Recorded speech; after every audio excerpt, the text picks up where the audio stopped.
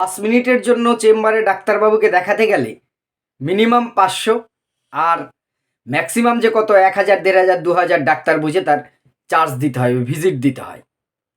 গরিব সাধারণ মানুষের পক্ষে কতটা কষ্টকর এটা বলুন তো।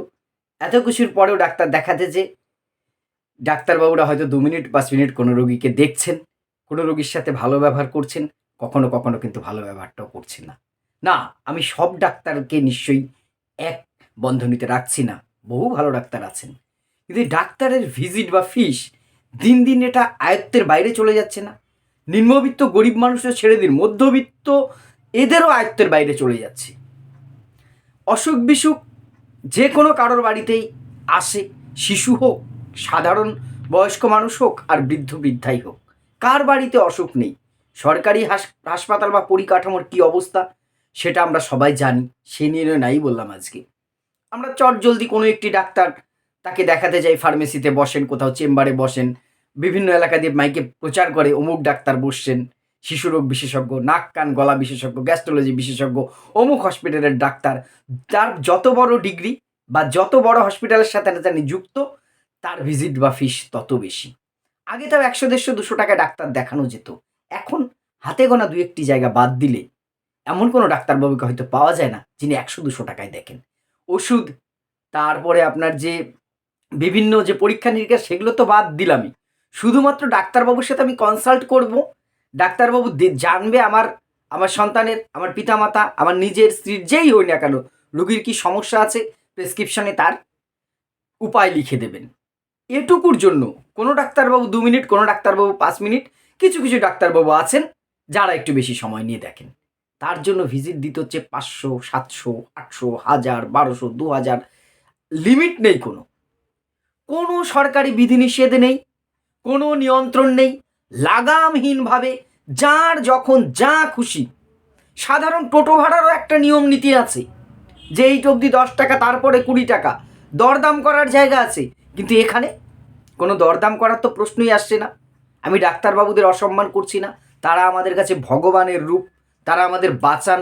সমাজে সবচেয়ে বড় একটা স্তম্ভ হচ্ছে সম্মানীয় ডাক্তারবাবুরা, কিন্তু এক শ্রেণীর ডাক্তারবাবুদের জন্য আজকে কিন্তু খুব দিশেহারা হয়ে যাচ্ছে সমগ্র সমাজ।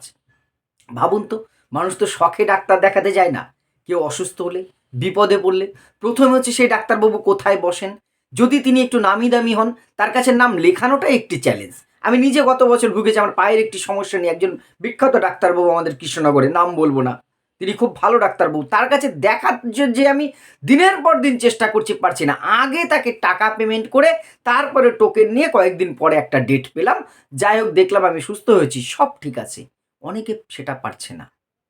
এবার অনেক ক্ষেত্রে যেটা হচ্ছে, এই যে ডাক্তারবাবুরা যে ফিসটা নিচ্ছেন, এটা কি হোয়াইট মানি হচ্ছে না ব্ল্যাক মানি হচ্ছে একবার ভেবে দেখেছেন? টাকাটা নিচ্ছে ক্যাশে, আপনাকে কোনো রিসিপ্ট দিচ্ছে যে হ্যাঁ 300 টাকা নিলাম, 500 টাকা নিলাম, 1000 টাকা নিলাম, আপনি যত নিচ্ছেন নিন, তার কোনো রিসিপ্ট দিচ্ছেন? 90% ক্ষেত্রেই উত্তরটা না, কোনো রিসিপ্ট দিচ্ছে না, ক্যাশে নিচ্ছেন টাকাটা। এইটাই তো কালো টাকা। যে টাকার আমি কোনো প্রমাণ রাখছি না, ট্যাক্স দিচ্ছি না, যখন আমি ক্যাশ দিচ্ছি, সেটা যদি আমি অ্যাকাউন্টে নিতাম, অটোমেটিক আমার প্যান নম্বরের সাথে আমার ইনকাম ট্যাক্সে কিন্তু যুক্ত হয়ে যেত, আমি ফাঁকি দিতে পারতাম না। যখন ক্যাশে নিচ্ছি, সেই টাকাটা কিন্তু কালো টাকা, মানে টাকার গায়ে তো আর কালো লেখা থাকে না, অবৈধভাবে কিন্তু হয়ে যাচ্ছে। এইটাকে হিসেবে দেখান, নিশ্চয়ই কিছু ডাক্তারবাবু দেখান।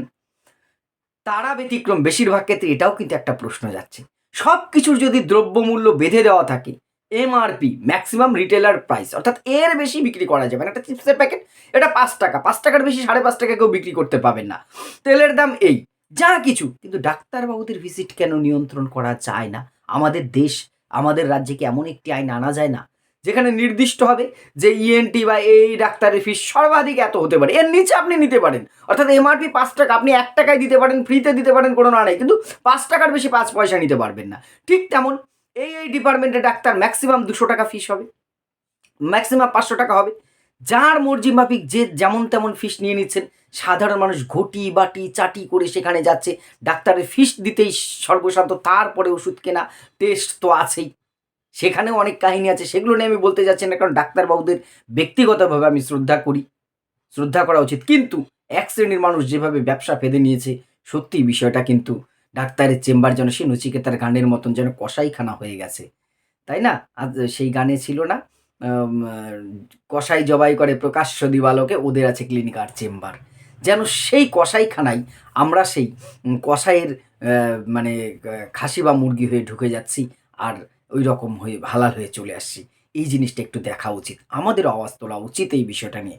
আর যারা ডাক্তারবাবুরা আছেন, আপনারা সমাজের সবচেয়ে যোগ্য মানুষ। নিজের কৃতিত্বে এই জায়গায় এসছেন। টপ ক্লাস মানুষ নিট বা জয়েন্ট দিয়ে এই জায়গায় যেতে পারে। আমাদের মতন সাধারণ মধ্যবিত্তার ছাত্ররা এই পর্যন্ত পৌঁছাতে পারে না। আপনারা অগাধ পরিশ্রম, অগাধ ত্যাগ, আপনাদের পিতামাতার, আপনাদের নিজের অসম্ভব মেধার জোরে এখানে পৌঁছেছেন।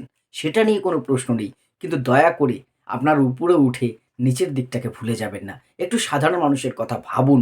মানুষ কিন্তু দিন দিন এই ডাক্তারদের এই ফিস দিতে যে নাজেহাল অবস্থা। ডাক্তারের কথা শুনলে রুগী যেন আরও বেশি অসুস্থ হয়ে পড়ছে। আপনাদের কি মনে হয় এটা কি নিয়ন্ত্রণ করার সময় আসেনি? এই নিয়ে যদি আপনাদের কোনো সাজেশন থাকে অবশ্যই সেটা জানাবেন। আর এই ভিডিওটা একটু শেয়ার করবেন। আমি সাধারণত বলি না শেয়ার করতে, শেয়ার করবেন। একটা জনমত আসুন আমরা তৈরি করার চেষ্টা করি। ধন্যবাদ।